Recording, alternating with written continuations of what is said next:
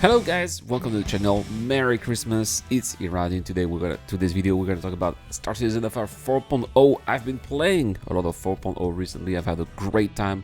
I've had a great time alone. I've had a great time with the Irad Club. Yesterday we raided the Pyro system for the first time. It was a lot of fun. We're gonna have a live stream showcasing everything that we did yesterday in about 24 hours. I wanted to do it right now, but I figured out that most people would have had their Christmas Eve dinner now, so maybe it's not a good idea to have a live stream now, but we'll do it in 24 hours. Don't worry guys. And so one of the things that I found out yesterday in that session that really impressed me was that security was actually doing its work, something that we don't really see very often in Star Citizen, especially that we don't see being done effectively, because until now there was no server meshing, and so the servers had to handle an entire stellar system here, the standard system, and it couldn't do that, right? So the NPCs were very often stuck, unless there were like 10 players in their servers, right? The NPCs were stuck, they were not doing their thing, and overall the whole systems that CIG had designed were not working as intended because, well, simply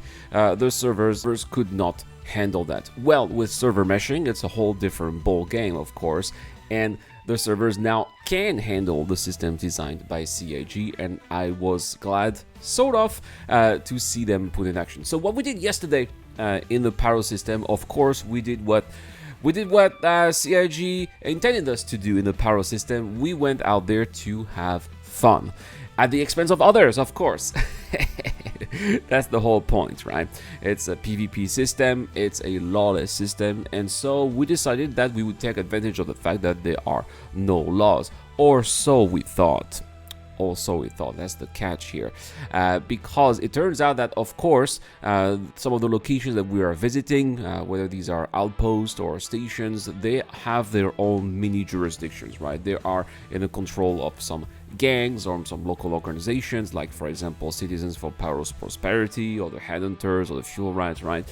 And if you mess around, well, they have their own security. Now, that is considered to be a, even though it's a lawless system, it's still low sec, very low sec, but very low sec nevertheless. That means that there are still some mechanisms here that enforce security in the Pyro system. And so these are in the form of local militia that you would find walking around the settlements.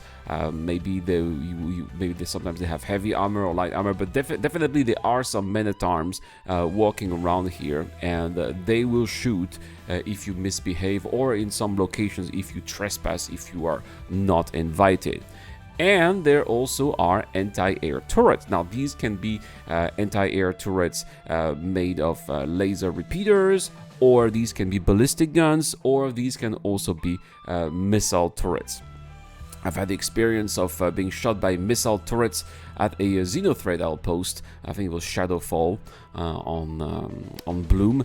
And yesterday I also was shot at another location on Pyro 4. But also, when we went here to the Golden Riviera, which is under control of the Headhunters, we also thought that we could do a little bit of piracy, right? We thought that we could be a little naughty. So what we did is we just waited for people to come and buy stuff, and eventually we attacked, right? We killed people, because that's what we do in the Pyro system. Well, it turns out that security did not like it at all, and we were actually hunted down by local security as soon as we opened fire. The thing is, you've got to open fire first, right? If you defend yourself, security will consider that you are defending yourself as well, and they will not attack you. But if you fire first, security will consider you an attacker, and they are going to hunt you down, whether it's going to be on the ground with some of the local troops, or also the anti-air turret. And yesterday, as we were attacking other players, we were eventually putting cargo in our Polaris, right? But some other players came, and we thought that we didn't need any witnesses. We thought that we didn't want to be disturbed, so we decided to kill on sight anyone who would come here, as long as we would be transporting all of the merchandise that we would have gotten here at the Golden Riviera into our Polaris. We thought that anyone coming would be a threat to our operation, so we consider them hostile by default. And so I was in the fighter. I thought, well, you know what, I'm gonna shoot them on sight because they're disturbing our operation. So that's what I did.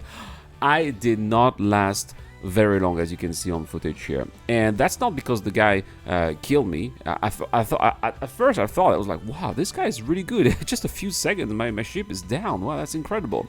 And then my org mates of the Iraq club said, no, you're right, something else was shooting you. So eventually I took another ship, and there's another guy that came, so we also attacked him. And then I realized that I was taking fire, yes, from somewhere else than the guy that I was fighting with. And that's where I realized that the anti-air turret was actually shooting me. And they were shooting me, not the other guy, because I was the attacker. I was the first one to shoot, so I was considered the one here breaking the peace, I would say, of the local area. And so that's why security decided to mark me as hostile. And I think this is a very interesting mechanism here, and we are perhaps here witnessing the very beginning of the end of armistice zones. Armistice zones are, of course, a placeholder, right? Eventually, CIG wants security to be able to understand on their own what's going on and to police areas on their own without having to resort to an armistice zone, because eventually, you know, we're gonna have some a refactor of the bounty hunting system. The bounty hunting system will make us track down players, NPCs. Sometimes the players, you know, very often actually, they go to armistice zones because they know that they're gonna be safe, and they know that we cannot hunt them down. Well, in the future, it's not gonna be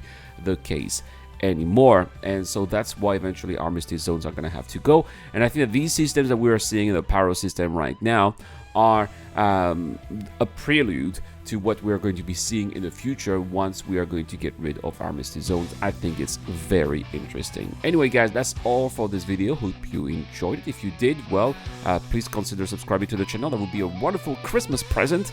Also, you can become a patron or YouTube member. This keeps the lights on, and it's much appreciated. Like Dr. Fabin, Zero Crusher, The Probable Fidel, Shadow Rise, and Ducky to Ducker. I've been Iran, and I'll see you guys in the next one.